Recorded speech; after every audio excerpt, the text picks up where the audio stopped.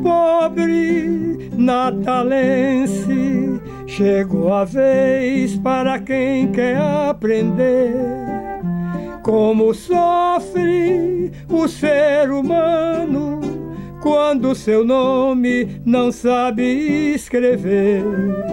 A prefeitura abre a campanha para ajuda do ensino e do saber, pela meta do prefeito Maranhão. De pé no chão também se aprende a ler, pela meta do prefeito Maranhão. De pé no chão também se aprende a ler.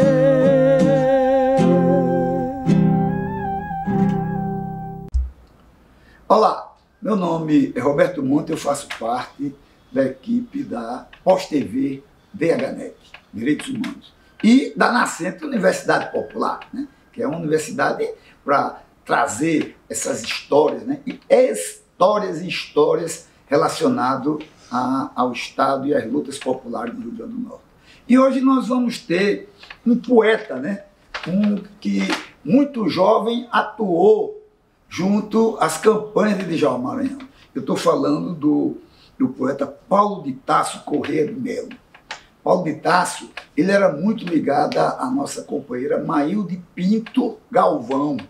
Maílde, para quem não sabe, dentro da campanha de Pé no Chão Também Se Aprende a Ler, ela tomava parte, ela era da parte da prefeitura relacionada à questão da cultura. Então, perto de Maílde estava muita gente boa, né? Nilton Navarro e o jovem poeta Paulo de Tarso. Então, Paulo de Tarso, nós em 2015 fizemos uma entrevista muito legal com ele, e a partir daí vocês vão pegar o depoimento, as memórias do poeta Paulo de Tarso, né, Corrêa, e falando sobre o que foi e o que aconteceu nessa parte cultural relacionada à campanha de Pé no Chão Também Se Aprende a Ler e a administração do prefeito Djalma Maranhão.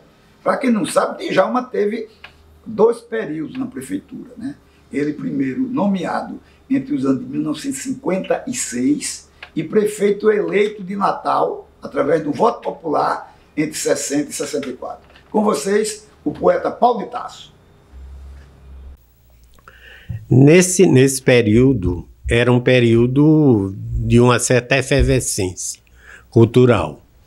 E nesse período havia o quê? Havia, nos anos 60, estavam começando em Natal a administração da prefeitura, a administração de Djalma Maranhão, e nessa condição havia o quê? Havia uma campanha de alfabetização, a campanha de alfabetização e educação popular, chamada de Pé no Chão Também Se Aprende a Ler. Essa campanha era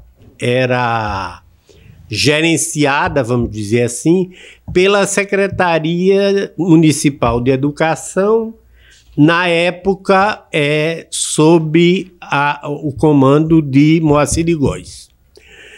E nessa secretaria, afeta a essa Secretaria Municipal de Educação, funcionava o chamado Departamento de Documentação e Cultura, que era dirigido, esse departamento, por Maílde Pinto Galvão. Então acontece o seguinte: esse departamento ele tratava de duas grandes frentes. Em primeiro lugar, a chamada difusão cultural para toda a cidade. E, em segundo lugar, a complementação cultural, o embasamento cultural para a campanha de Pé no Chão Também Se Aprende a Ler. Então, isso era feito através de programas de divulgação cultural, como, por exemplo, os programas, vamos dizer, dos órgãos culturais e e o programa de bibliotecas, que serviam tanto à comunidade em geral como à campanha. No caso das bibliotecas, nós tínhamos o quê?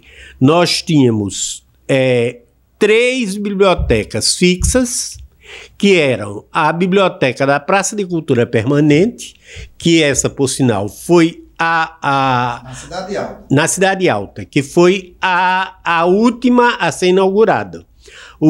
Esse programa de bibliotecas permanentes, eles começaram antes no bairro das Rocas e no bairro do Alecrim, eram 2 bairros populares, onde havia 2 bibliotecas construídas como se fossem barracões de madeira, ou vamos dizer assim, quiosques, né?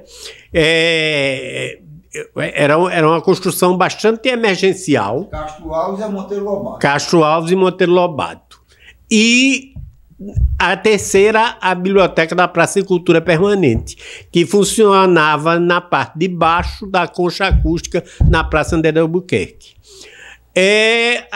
Esse programa de biblioteca também incluía o quê? O ônibus biblioteca, que era um ônibus que era instalado para ser uma biblioteca, e as chamadas bibliotecas volantes, que circulavam entre os acampamentos, e essas bibliotecas constavam de algumas caixas de bibliotecas, eram caixas de metal, cada uma dessas caixas com um acervo médio de 200 volumes, que havia um sistema de rodízio entre os acampamentos, e quando havia necessidade, havia também o quê? Uma renovação do acervo.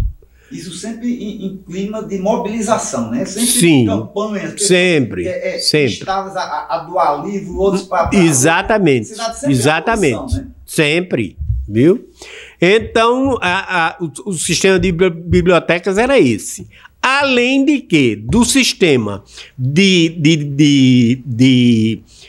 difusão cultural, que funcionava principalmente na chamada concha acústica, eram programas de divulgação cultural, e na Galeria de Arte da Praça André de Albuquerque, que também... Está com um painel lateral de Nilton Navarro, né?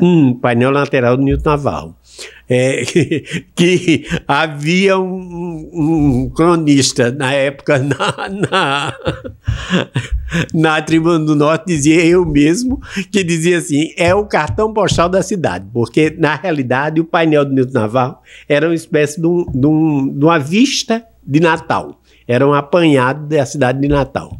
E eu me lembro que num escrito para a Tribuna do Norte, eu disse que o painel era realmente o cartão postal da cidade. E isso foi muito aprovado, assim. Você lembra que ano você escreveu isso? 63, seguramente 63. Essa biblioteca fixa, que ficava abaixo da concha acústica, ela tinha nome de patrono de alguém? Não, ela era chamada Biblioteca da Praça de Cultura Permanente. Agora, as praças de cultura têm um conceito, né? Quer dizer, na verdade, as praças de cultura eram o quê? Nós tivemos, durante esse período, 3 praças de cultura. As praças de cultura constavam de quê? Constavam de feira de livros, exposições de artesanato, feiras de discos, exposições de artes plásticas, noites de autógrafos de livros e discos, exibições folclóricas e teatro municipal popular. Resultado: estas 3 praças de cultura, a primeira se deu em setembro de 61, a segunda de 8 a 16 de dezembro de 62 e a terceira de 21 a 30 de novembro de 63. Então, as praças de cultura constavam disso. E havia o quê? As praças de cultura eram geralmente feitas em que espaço? Eram feitas no espaço que é hoje chamado Praça Kennedy. Era a parte mais central da cidade, que era o chamado Grande Ponto, né? Chamada Praça Kennedy, que era denominada Praça das Cocadas, no Grande Ponto. E isso era centralizado. Havia o quê? Havia ao fundo da praça um grande palanque que funcionava como um palco, onde se davam as exibições folclóricas, as exibições de teatro, as exibições de música e os espetáculos. E ao longo da praça, distribuído ao longo da praça, os quiosques onde estavam as feiras de livros. Durante a semana tinha aquelas coisas mais fixas e os shows eram mais pro final de semana ou era sempre... Não, é uma semana. Então, nessa semana, show todo dia. Viu? Show todo dia. Parava a cidade. Parava a cidade. Era um programa. Né? Era um programa, era o Departamento de Documentação e Cultura agindo em função da difusão cultural para a própria cidade, a cidade como um todo. Parava a cidade. Era um programa. Coloria a cidade, dava uma perspectiva à cidade.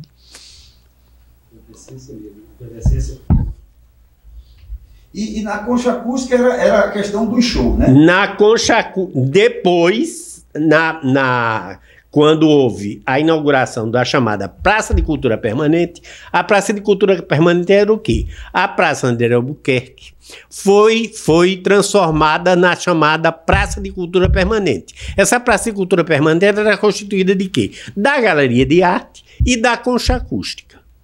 Nesta Concha Acústica havia uma parte de baixo, onde na parte de baixo havia uma biblioteca, que era aquela biblioteca chamada Biblioteca da Praça de Cultura Permanente, e do outro lado havia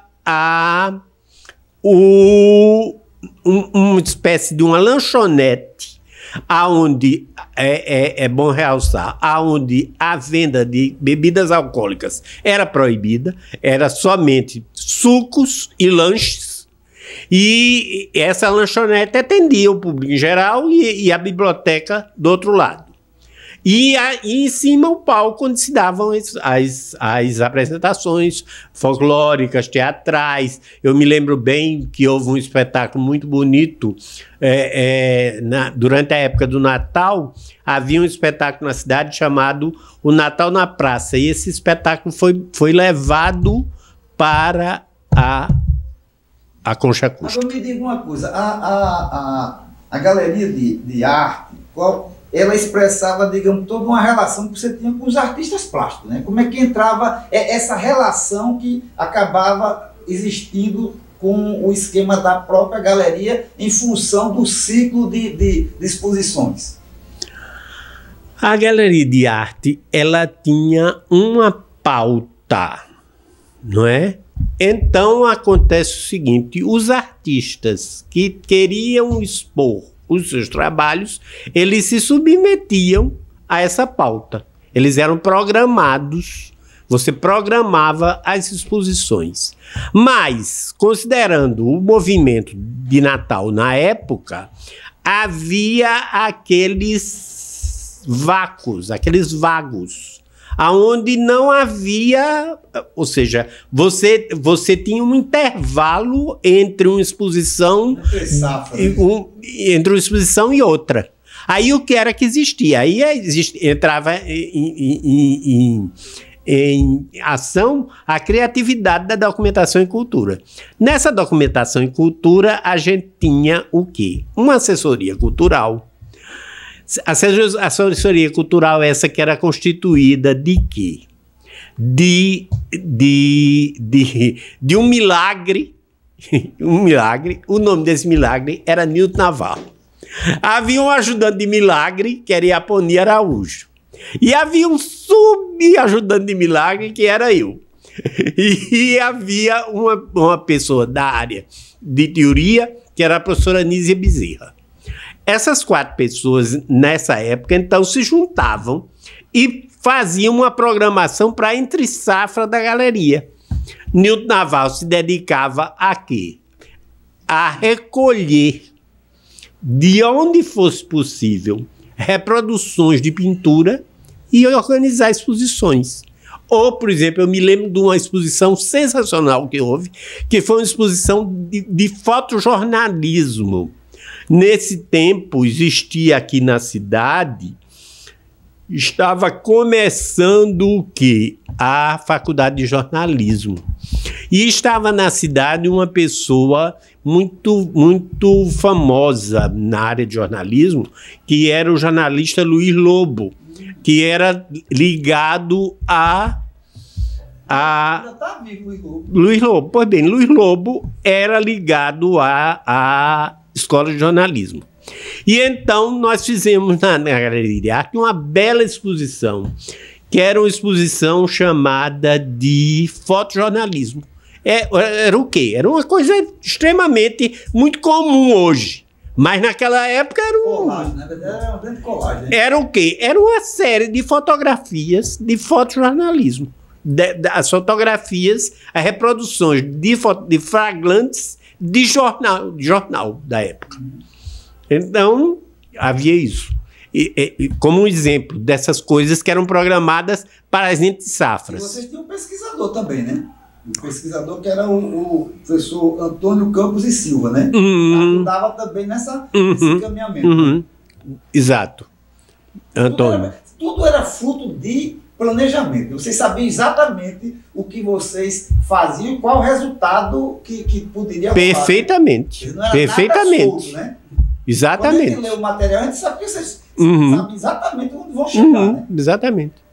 Além disso, tinha uma biblioteca e tinha gente que tomava conta da hemeroteca, né? Falei quem eram essas outras pessoas para a gente fechar a equipe. Fechar a equipe, olha,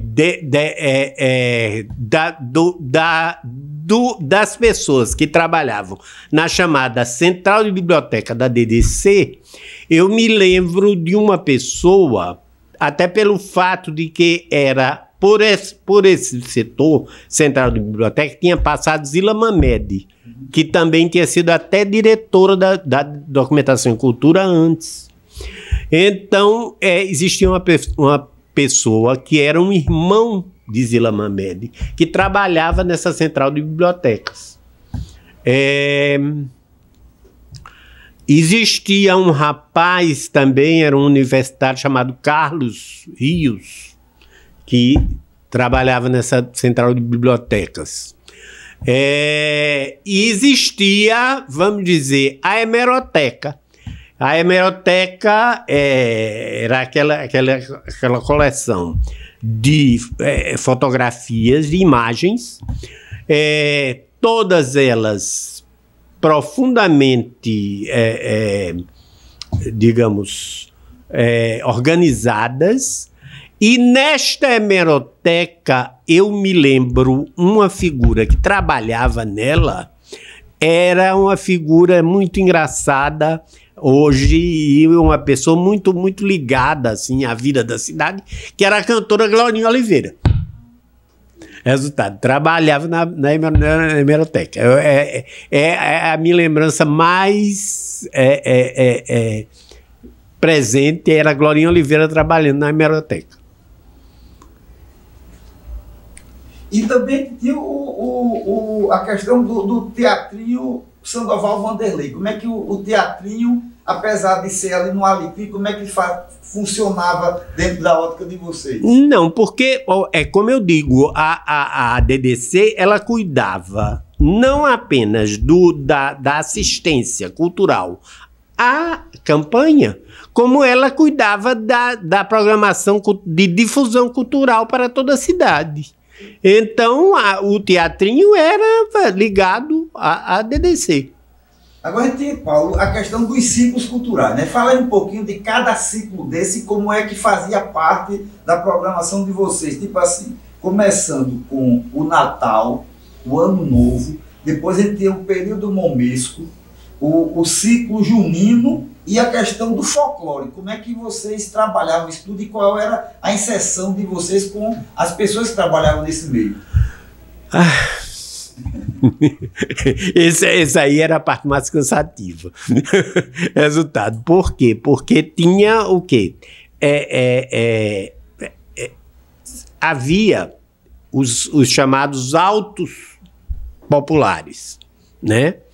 E esses autos populares, eles tinham funcionamento, vamos dizer, no ciclo natalino, no ciclo carnavalesco, no ciclo junino, entendeu?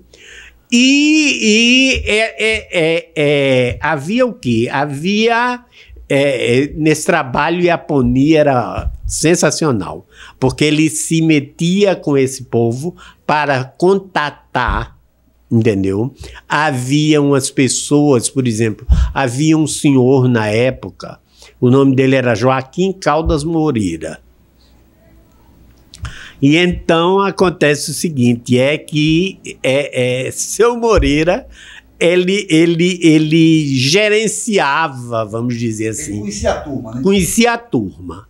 E Iaponi, ele conhecia a turma no sentido de que ele entrava em contato com esse povo e providenciava o quê? Gerenciava a preparação, as vestimentas desse pessoal e que eles eram exibidos em palanques montados em pontos diversos da cidade. Eu me lembro bem do palanque da praça, o palanque do centro da cidade, ali na Avenida Rio Branco, e o palanque do Alecrim, entendeu? Se eu não me engano, na Praça Gentil Ferreira, aonde durante toda essa época do ciclo, chamado ciclo natalino, havia as exibições dos grupos folclóricos.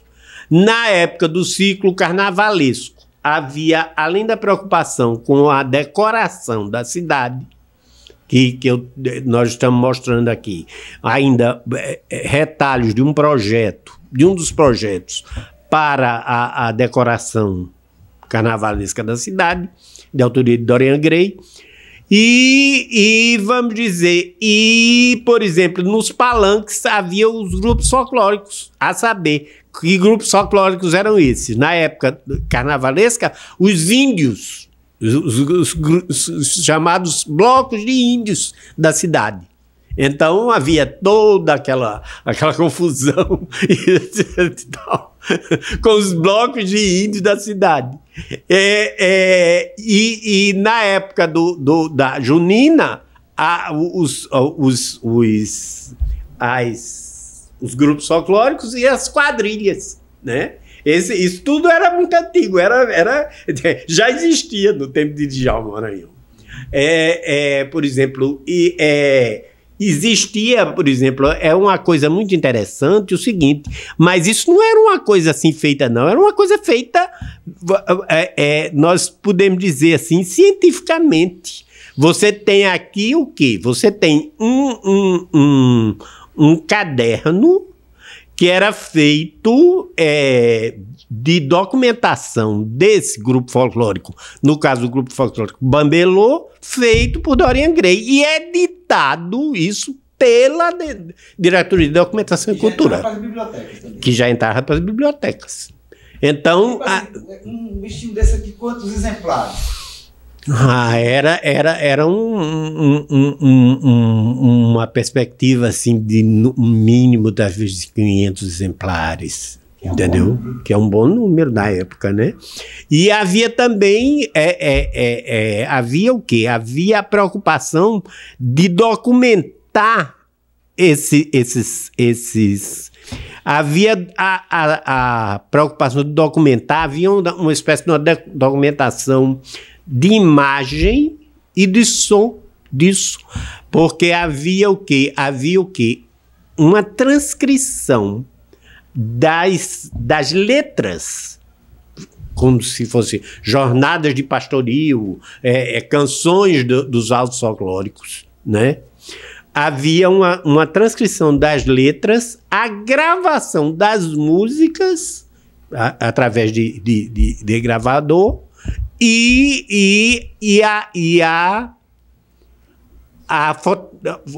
as fotos feitas da coisa. Ou seja, essa parte de folclore funcionava... E apareceu até fotógrafo gringo aqui, né? Sim, exatamente. Gauthier. Marcel Gauthier, que fez uma série de fotografias belíssimas a respeito dos autos folclóricos da época, e hoje eu não sei onde estão. Eu acho que parte desse está com o pessoal do Macaíba. Bem, agora veja só. E havia também o seguinte, eu me lembro que na época eu tenho a impressão que Deífilo Gurgel já fazia como é que se diz? Deífilo Gurgel já fazia uma espécie de documentação disso, de transcrição das letras dos autos populares. Ele já fazia isso. No início do acervo dele. Viu? Deífilo Gurgel. Isso tudo fazia parte do acervo da DDC. Tudo isso era parte da DDC. Viu? Dava um trabalho, era a pior... veja só. O pior trabalho era esse de grupo folclórico. Essa experiência de praça de cultura surge lá em Recife, mas qual o know-how que vocês pegaram através do pessoal de Recife e qual você acha que foi a particularidade local que acabou sendo a característica nossa das praças de cultura aqui, com outras experiências de praça de cultura? Acredito que a diferença essencial daqui era o seguinte, era que devido ao tamanho da cidade, então a Praça de Cultura funcionava como um programa de difusão cultural para a cidade em geral. Né? Resultado, era isso. Principalmente isso. Agora, isso tudo ensejou muitos congressos, seminários, encontros, quer dizer, pelo que a gente lia na época, vinha muita gente e essa troca de experiência, né, Paulo? Muita gente beber aqui e a gente também beber não, quer dizer, na verdade era um movimento assim que as pessoas bebiam e davam de beber, né? Exatamente. Eu lembro assim de um congresso que houve, um congresso de escritores que teve presenças que seria hoje aqueles congressos, tipo os congressos que se faz hoje, tipo congresso de escritor, importando figuras. Os flips da vida. Eu me lembro de um em que houve e que as sessões desse congresso se desenrolaram ali no alto de uma perspectiva de uma edificação que tinha no grande ponto, que essa edificação ainda hoje existe. Eram os altos da confeitaria São Geraldo. E ali foram as sessões deste congresso. A este congresso compareceram, eu me lembro, por exemplo, Enio Silveira, que na época era o quê? Era o dono, era a figura central da editora Civilização Brasileira. Era o Papa dessa coisa. Me lembro da figura de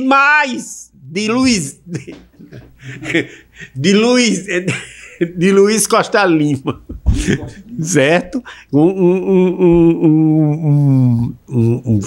Que depois viria a ser um crítico famoso de muitas publicações. Luiz Costa Lima, nesse Carlos Galvão Krebs, o folclorista gaúcho. Eneida, e outros tantos. E a prata vizinha, né? Brenan e Sim, a prata vizinha, Brenan. O contato era bom, né? Com o pessoal de Pernambuco. Hein? Muito contato com o povo. Muito contato com o pessoal de Pernambuco. Muito contato. Brenan, nessa época, ele fez uma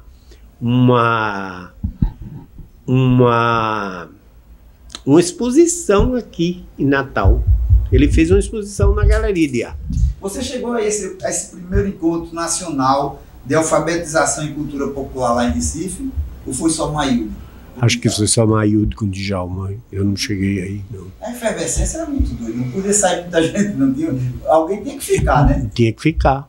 Cuidando das coisas, dando conta das coisas. Viu? Então... Não, eu queria fazer uma pergunta, professor Paulo. Nessa efervescência cultural, como é que ficava, como é que se inseria a figura do prefeito de Maranhão? Como era que ele se inseria nessas praças de cultura, desses seminários? Era presença constante lá? Era constante ou... Era uma presença constante e era uma presença constante e participativa. As pessoas se queixavam que ele queria ser tudo, entendeu? Que ele queria ser o prefeito, que ele queria ser o secretário da educação, que ele queria ser o... Levar saco de cimento das costas. Era onipresença. Era uma onipresença. Ele era uma pessoa constante e atuante, profundamente. Apoio, né? Apaixonado absolutamente pela parte de cultura, entendeu? Então era uma presença constante e participante. Eu quero saber assim, mas basicamente nas festas juninas e no carnaval, como era que ele se inseria nessas festas populares, principalmente carnaval e de Clóvis Bornai e tudo que tem direito. Esse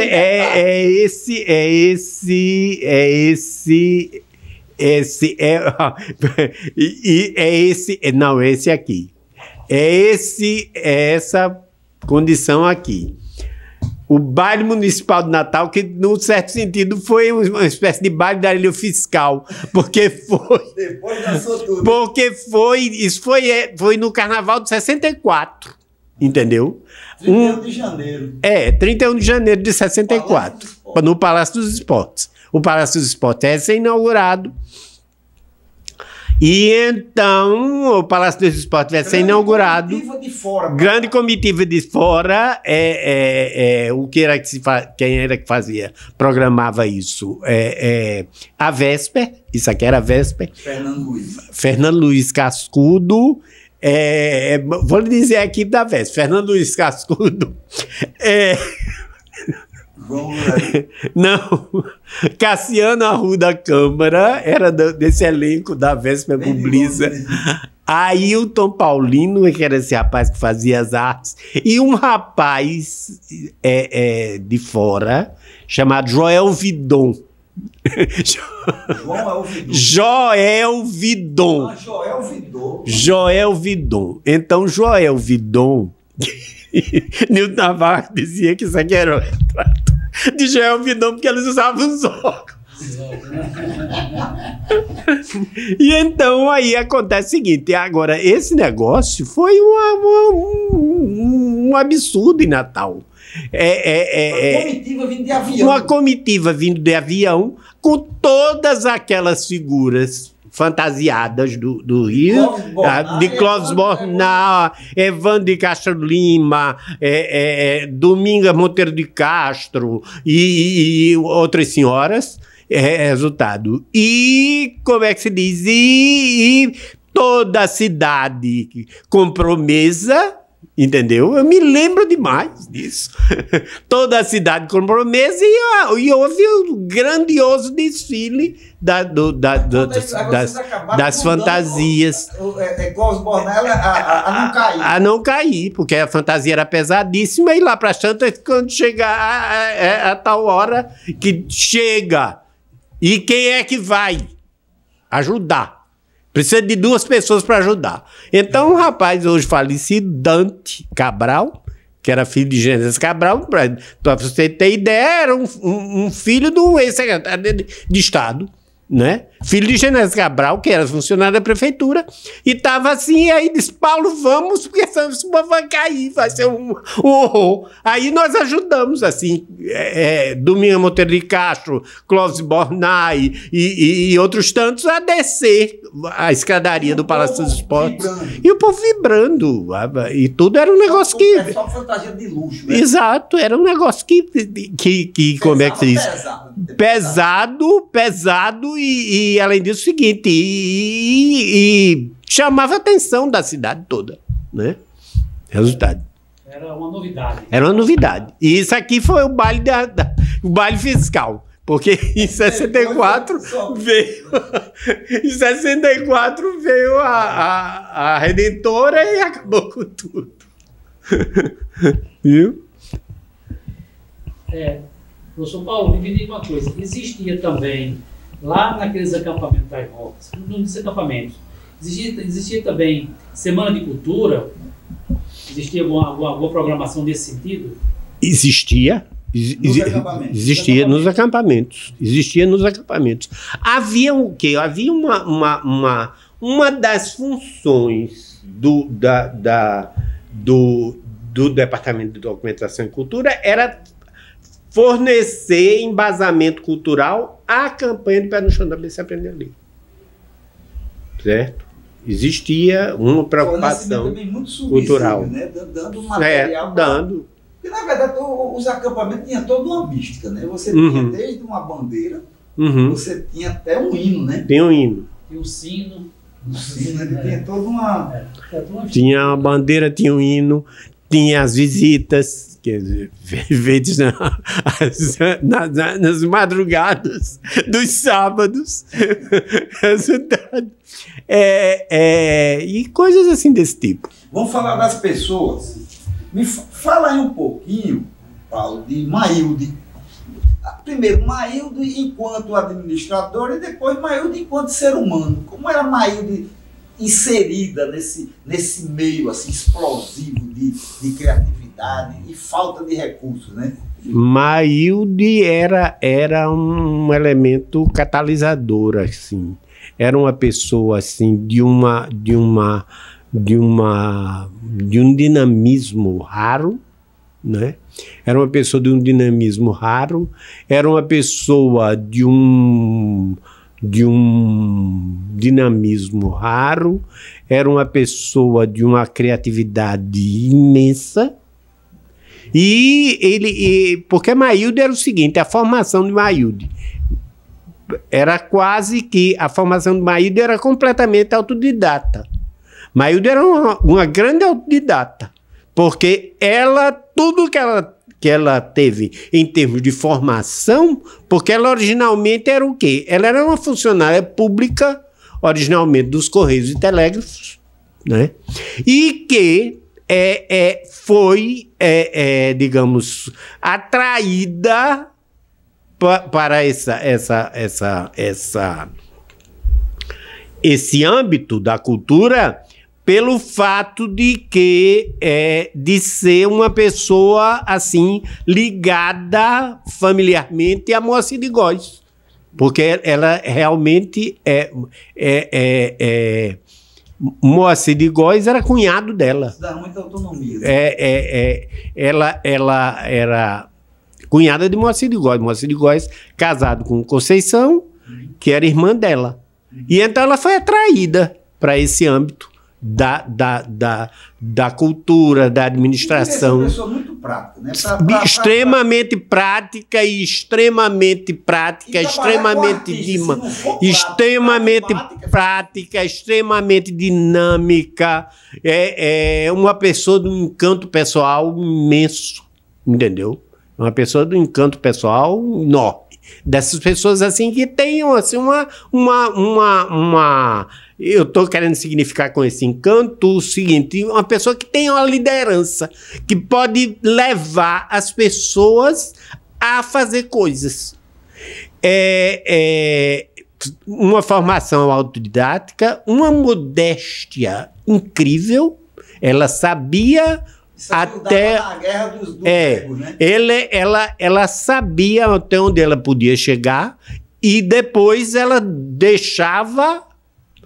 passava a bola para quem tem competência, que se estabelece.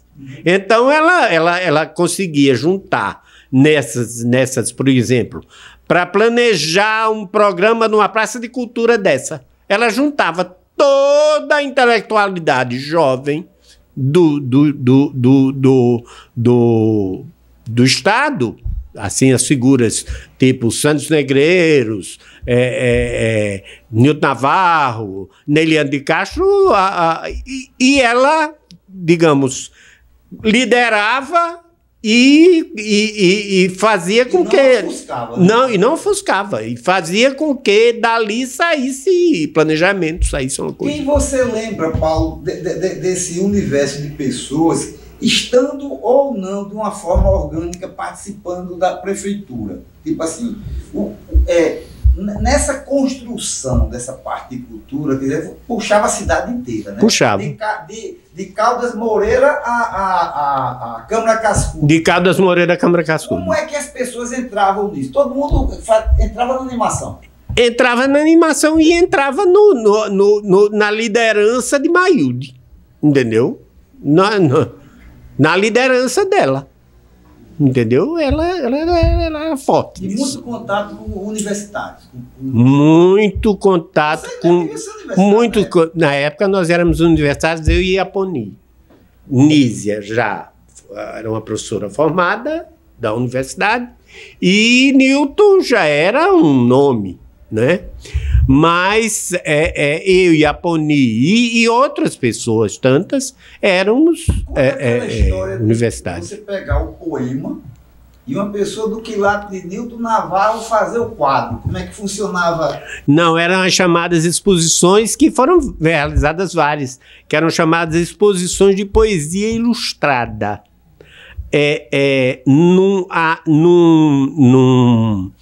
Uma pessoa...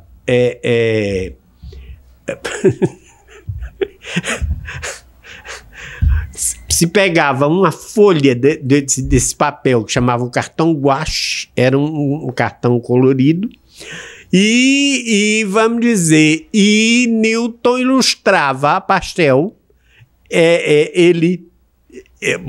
Ou a pessoa mandava o seu poema, ou a gente transcrevia o poema e Nilton ilustrava. E depois aquilo era feito em exposição dessas várias folhas, era chamada exposição de poesia ilustrada. Nessa exposição de poesia ilustrada, eu lembro de uma em que havia desde um poema de uma moça chamada Zênia, de uma menina que tinha 8 anos, que era Zênia Maruza, eu tenho a impressão. Ela tem um nome assim bem marcante.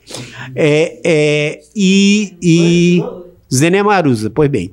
Zênia Maruza tinha 8 anos, até João Luiz Caldas, que era um poeta... Na verdade, vocês eram os ouvidos da cidade. Qualquer possibilidade de manifestação, isso vocês captavam no ar. Captávamos no ar.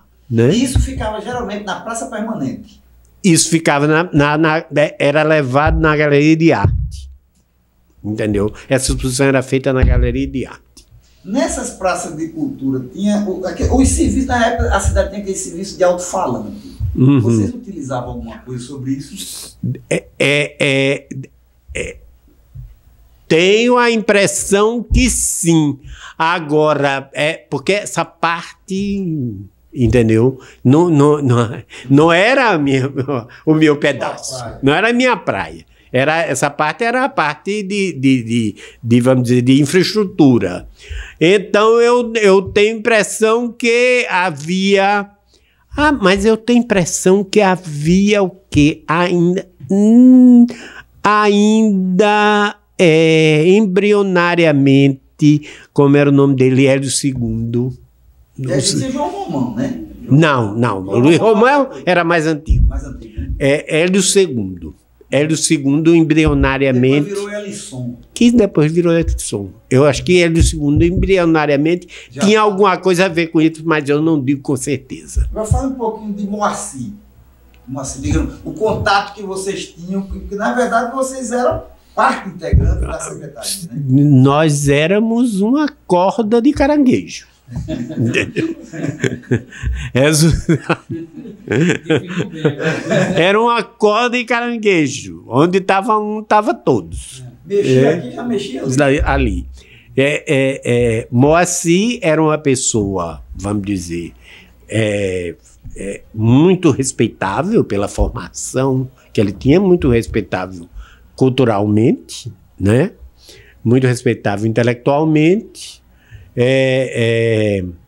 E uma pessoa que tinha a perspectiva de que muita coisa de planejamento e muitas perspectivas teóricas eram resolvidas, vamos dizer, por Moacir, né?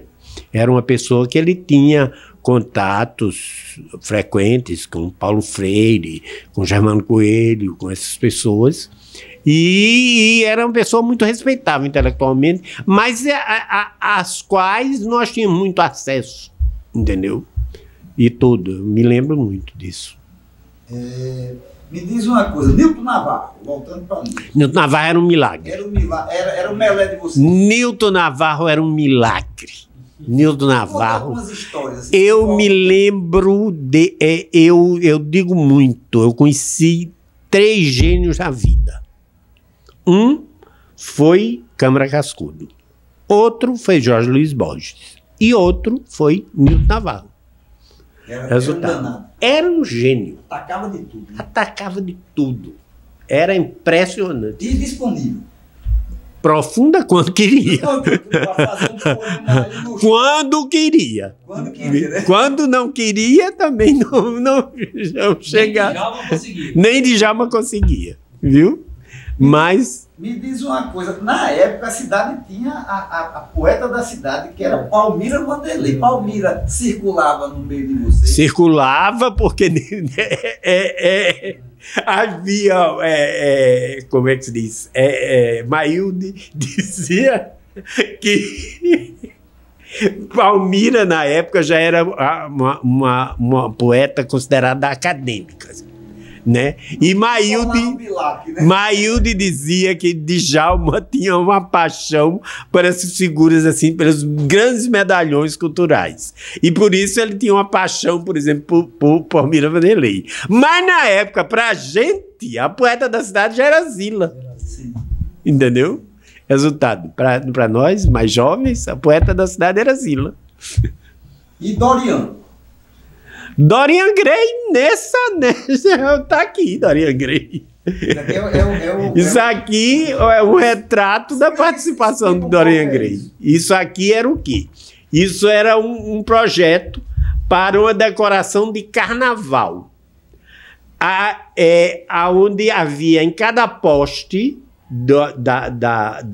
de certos trechos da cidade, a Venda Rio Branco, por exemplo, que era a principal, uma lanterna dessas feita em plástico, com a luz interior que iluminava esses desenhos feitos em plástico, nesses grandes...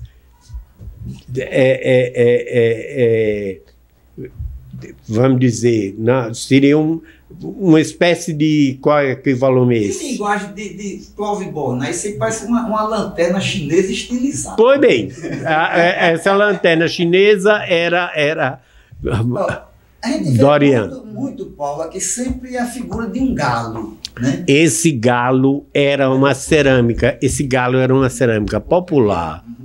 Esse galo era uma cerâmica popular, produzida em Santo Antônio dos Barreiros, certo?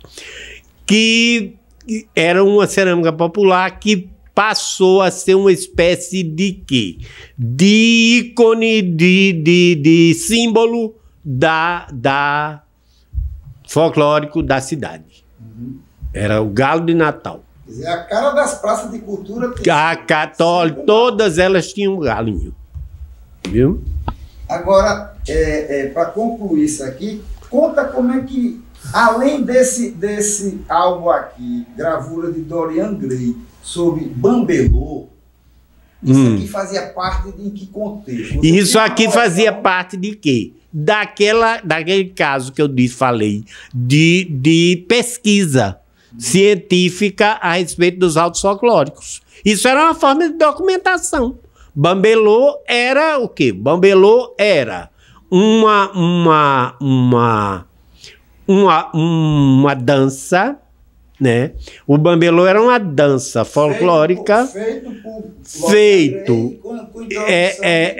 pronto, e eram produzidos, por exemplo, isso era uma tentativa de documentação da dança, documentação pictórica feita por Dorian Gray com uma introdução de Cascudo, e depois era lançado Fora esse do Bambelô, você lembra de algum outro que foi lançado? Deve ter sido lançado outros, mas salvou-se só este do Bambelô. Fale um pouquinho sobre essa da parte específica das fotografias que vocês usavam como método nessa questão. Exato, não, para documentar. Então, por exemplo, você tinha o quê? Você tinha Prefeitura do Natal, Municipal do Natal, Secretaria de Educação e Cultura, Diretoria de Documentação e Cultura. Fotografia número tal, data de entrada tal, assunto tal, registro. E cada um desses envelopes correspondia a uma fotografia 18 por 24.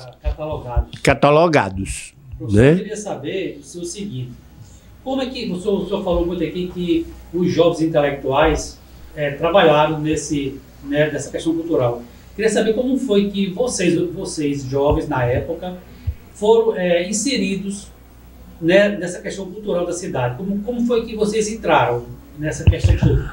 Olha... Foi convite do prefeito, de Maílde, como assim? Olha o seguinte... Conjunção, né? A conjunção é a seguinte... Ou foi por... Não, senhor. Tem uma razão. Na época, por exemplo, na época eu digo assim, que havia o quê? O tamanho da cidade, né? O tamanho da cidade. E o fato de que, por exemplo, no nosso caso, por exemplo, Newton era Newton. Nízia era Nízia, uma pessoa já com uma formação e etc. tal. E Aponi o quê? E Aponi estava aparecendo como um pintor fazendo uma coisa original. Porque Aponi estava aparecendo como um pintor que documentava esses autos folclóricos, documentava pictoricamente. E era um apaixonado pela questão do folclore. E eu estava aparecendo, você imagine, com 18, 19 anos de idade, eu tinha uma coluna diária no jornal de maior circulação, a Tribuna do Norte. Né? Você teve essa coluna de que ano? Eu tive essa coluna de 61 a 63. Por que eu tive essa coluna? Porque havia Berilo Vanderlei. E Berilo Vanderlei, vez por outra, ele dava assim um surto e dizia assim, vou-me embora para o Rio de Janeiro ou vou-me embora para a Europa. Ele foi realmente bolsista na Europa do Instituto de Cultura Hispânica. E então acontece o seguinte, Berilo era um grande interessado em cinema. E havia algumas pessoas na cidade interessadas em cinema, entre elas Moacir Cisne e eu. Aí, por conta disso, aí se juntava eu e Moacir Cisne, ou Moacir Cisne e eu, para substituir Berilo nessas épocas em que ele estava afastado da cidade. Geralmente 2, 3 meses? 2, 3 meses, 1 ano, 2 anos, né? Resultado. Então aí acontece o seguinte, nós ficávamos ali. Aí depois Berilo voltava. Aí era muito feio Berilo voltar e aquele pessoal esforçado que tinha ficado na estiva ser dispensado. Aí nós fomos incorporados, Moacir e eu, né? Então, nessa época, como um respeitável cronista diário, né, da segunda página da Tribuna do Norte, aí eu fui convidado para... Era diária a coluna? Era diária a coluna. Resultado. Exato. A coluna, o nome da coluna era O Mundo e Nós. Resultado. Era bem modesta. Era bem 18 anos mesmo. Expressava toda essa explosão. Expressava toda essa explosão. O que era a coluna? A coluna era uma parte, era como a coluna de Berilo, era uma crônica que nos dias muito felizes poderia ser considerado assim como uma crônica diária, Feriver, esse tipo de coisa, certo? E os comentários sobre a vida cultural da cidade e eu espero que sobre a vida cultural da cidade e comentários sobre cinema. Eu e Moacir. Dando também as dicas do que ia rolar. Do que ia rolar e etc. Então, por esse fato, era extremamente importante ter esse personagem na assessoria. Uma espécie de linha do tempo do que acontecia em termos culturais na cidade. Pronto, exato. Então, isso. Então, por que chegamos? O próprio... Já havia sessões de arte, no Clube Tirol? Tudo isso começou depois. Viu? Depois. E o próprio Berilo, tipo assim, ele chegou a ter algum tipo de contato, assim, em termos de formulação ou de troca de experiência com o pessoal da DDC? Chegou, sem dúvida. Viu? Chegou. Todo mundo que fazia cultura no Estado era, digamos, trocar figurinhas com a DDC. Agora me diga uma coisa, você, naquela época, as coisas no interior do Estado devia ser muito complicado. Assim, em termos da pessoa tipo, morar numa cidade do interior e você também catalisava um pouco isso, o que acontecia no restante do Estado? Não muito, a não ser em casos extremos. Por exemplo, João Luiz Caldas vivia isolado no Açu. Então, mas quando ele vinha a Natal, era um movimento. Zé Bezerra Gomes, sim, vivia em Currais Novos. Então, esses grandes luminares, quando vinham, já sabiam de ir. Funcionava onde a DDC? A DDC funcionava na casa que era, na minha época, na casa que era de Januário Cico, na Avenida Rio Branco. Embaixo era o Departamento de Saúde. E em cima era embaixo era a Secretaria de Saúde. Em cima, no primeiro andar, era a Secretaria de Educação e a DDC, com todas as suas seções. Professor, e me diga só uma questão que eu estou curioso para saber. Como era a participação do professor Luiz Maranhão nessa questão cultural da cidade? O senhor teve acesso a Luiz Maranhão naquela época? Como era essa parte? Ele circulava nesse meio também, o professor Luiz Maranhão? Num certo sentido, sim. Luiz, eu me lembro, eu tenho boas recordações de Luiz e Odete, entendeu? Mas ele era uma pessoa mais afastada, porque ele era uma pessoa mais ligada à área dele de ensino universitário, entendeu? Mas ele, como que se diz, ele prestigiava os eventos da DDC pelo fato de ser irmão de Djalma, né? E era uma figura de peso, de expressão na fisionomia cultural da época. Como é que o senhor define Djalma Maranhão hoje? No todo, desde aquela época, como é que o senhor define Djalma Maranhão, a figura histórica de Djalma Maranhão, para a cidade? Eu acho assim uma figura dinâmica e uma figura, um pioneiro, né? Vocês vendo isso, vendo todo esse programa de campanha, tanto da campanha de peregrinação Penelê, como da campanha de difusão cultural da cidade, era uma pessoa, um desbravador. É tanto que era uma pessoa que hoje recebe homenagens assim da Câmara Municipal de Natal, da Prefeitura e etc. Tal, e num certo sentido, para certos administradores, ser comparada de Djalma Maranhão é uma glória. E depois de todo o processo de perseguição que teve, né? Isso aí é outra coisa. E depois disso tudo ficar ainda com... Sim, com exatamente. Ficar com essa marca. Exatamente, ficar ainda com essa marca, porque no fim a marca que fica é essa, né?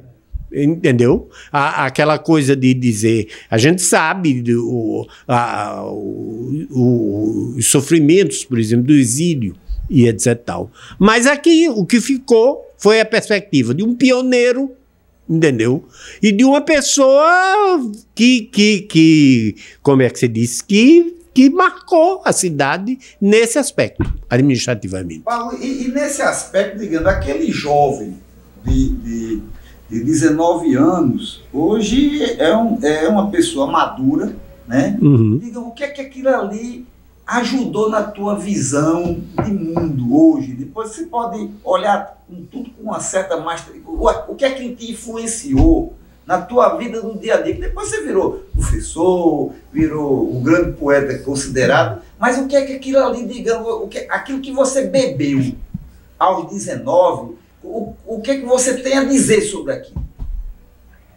Eu tenho a dizer o seguinte, que é vamos dizer, um período de que eu me lembro com muito afeto, muita saudade, entendeu? E que foi um período, sem dúvida, de muita influência na minha vida. Por quê? Porque eu estava convivendo com aquelas pessoas. Entendeu? Então, você já imaginou que era um menino de 19 anos convivendo com Nilton Navarro? Com Mário de Pinto? Com Nízia Bezerra? E de igual para igual. E de igual para igual. Direi eu, direi tu. Entendeu? Isso foi muito importante na minha vida, sem dúvida. Sem dúvida nenhuma. Viu? Muito importante. Muito importante para tudo que veio depois, né? A gente está aqui 50 anos depois relatando para as novas gerações um período áureo, né? Período áureo. Da vida cultural da cidade. Um período áureo da vida cultural da cidade, sem dúvida, viu? Período áureo da vida cultural da cidade. E por exemplo, como é que se diz? E depois de tudo, entendeu? Depois de tudo, eu nunca... Foi uma coisa que eu nunca neguei. Entendeu? Eu nunca neguei. Eu nunca neguei a importância dessas coisas na minha vida. Desse período na minha vida. Eu nunca neguei. O senhor chegou a ser perseguido após o golpe militar por ter participado da iniciativa de Maranhão? O senhor e aqueles outros jovens intelectuais? Num certo sentido, eu acho que eu fiquei com a pecha, assim, de que, por exemplo, turma, né? Ele é da turma, ele trabalhou com Djalma Maranhão. Isso e tudo. Mas perseguido propriamente não. Por exemplo, houve uma coisa seguinte. Por exemplo, nós fomos solicitados a responder um inquérito chamado administrativo na época. Então, todas essas pessoas foram solicitadas a responder um inquérito administrativo, que era um inquérito chamado administrativo, quando houve a Revolução. E então eu respondi, Newton respondeu, Nízia, Viaponi, Glória Oliveira, todo mundo, né? Todos os funcionários. E havia uma perspectiva de que havia uma tendência a que havia uma tendência a que nós nos afastássemos do trabalho. E então acontece o seguinte, é que por influência de Moacir, especificamente, e de Mailde, então eles disseram, não, vocês vão continuar. Se vocês forem despedidos, tudo bem. Se não, vocês continuam no trabalho, porque vocês são pessoas que, vamos dizer, que ou estão em princípio de vida, entendeu? Ou estão já a meio de vida e não podem simplesmente ficar, de repente, no hora e veja. Então, vocês continuem. Esperem. Se vocês, por acaso, forem despedidos, tudo bem. Não há jeito. Mas, se não forem, vão ficando. Então, houve essa orientação diferente da atitude que nós queríamos tomar na época. E então foi o que aconteceu. Então apareceu o seguinte, é que pouco depois, então apareceram outras figuras na secretaria e num certo sentido, nós dominávamos, porque nós dominávamos o métier, vamos dizer assim. Nós sabíamos fazer as coisas. Então nós éramos, modéstia à parte, funcionários competentes. Aí quando começou o desmonte, não era mais necessário. Quando começou o desmonte, não era mais necessário. Então, pelo fato de que... Aí eu não posso dizer que nós fomos perseguidos. Não. Agora, que houve ainda a pecha de dizer... tanto que há um fato muito interessante. Ainda na época em que eu fui... Você veja, em 1984... Ou seja... Em 1984, eu assumi o quê? A chefia de gabinete da Universidade Federal do Rio Grande do Norte. E em 1984, era 20 anos depois deste fato. E, mesmo assim, eu tenho notícia de que houve uma embaixada ao reitor da época, chamando a atenção deles que eu era do grupo de Djalma. Resultado. 2 décadas depois. Esse fato me foi contado depois de encerrada, porque eu fui chefe de gabinete da universidade durante os 4 anos de uma administração. Depois, terminada a administração, então a pessoa me falou que tinha sido procurado para, dizer assim, cuidado e etc. Tal. Não. E aí a pessoa, muito dignamente, chegou e respondeu, não, eu tenho toda a confiança nele. Mas havia... Agora veja, isso, em 1984, eu era chefe de gabinete da universidade, pós-graduado pela Universidade de Michigan. Mestrado, doutorado naquela época, pouca gente tinha, né? Além disso, como se dizia como é que se diz? Como se dizia na esportiva, na matriz, né? Eu era pós-graduado pela Universidade de Michigan, nos Estados Unidos. Patrício Lumumba, não, né? Não era Patrício Lumumba, nem era. Mas era Michigan. E mesmo assim, uma pessoa foi dizer que eu era do grupo de Djalma. E que era um perigo por isso. Então, eu digo, existia uma pecha. Eu não posso falar de perseguição, mas falo de uma pecha. Agora, Paulo, para finalizar, quem está assim de fora, quer dizer, eu sou de 55, eu sou de uma outra geração.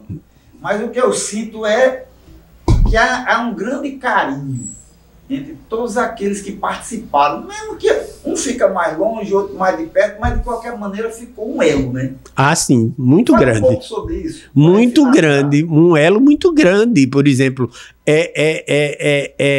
eu fui amigo de Nilton Navarro até ele falecer.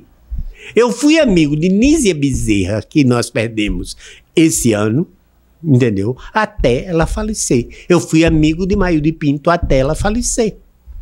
Entendeu? Todo esse pessoal esse elo, né? continuava esse elo, né? Nós fomos amigos pelo resto da vida, né? Resultado.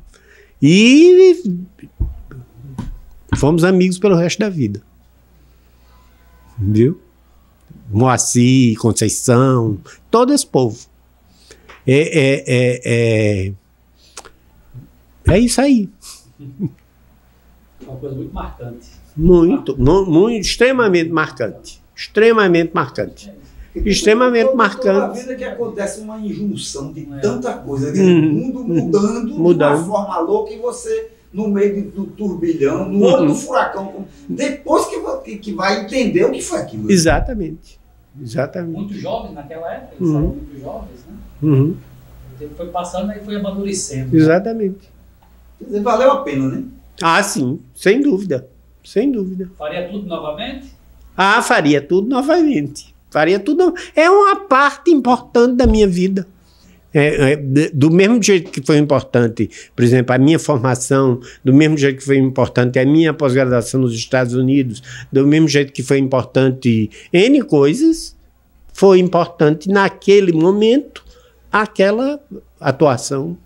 E apesar de ter encerrado, a gente que fica de fora imagina, se isso tivesse continuado, fatalmente nós seríamos outros, né? Esse país, sem dúvida, sem dúvida, sem dúvida. Viu? Foi importante. Muito obrigado. Faria tudo outra vez.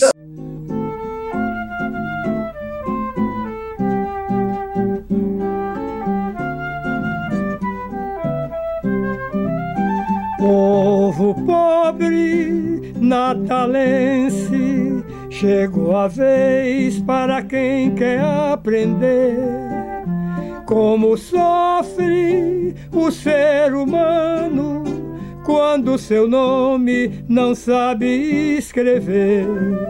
A prefeitura abre a campanha para ajuda do ensino e do saber, pela meta do prefeito Maranhão. De pé no chão também se aprende a ler, pela meta do prefeito Maranhão. De pé no chão também se aprende a ler.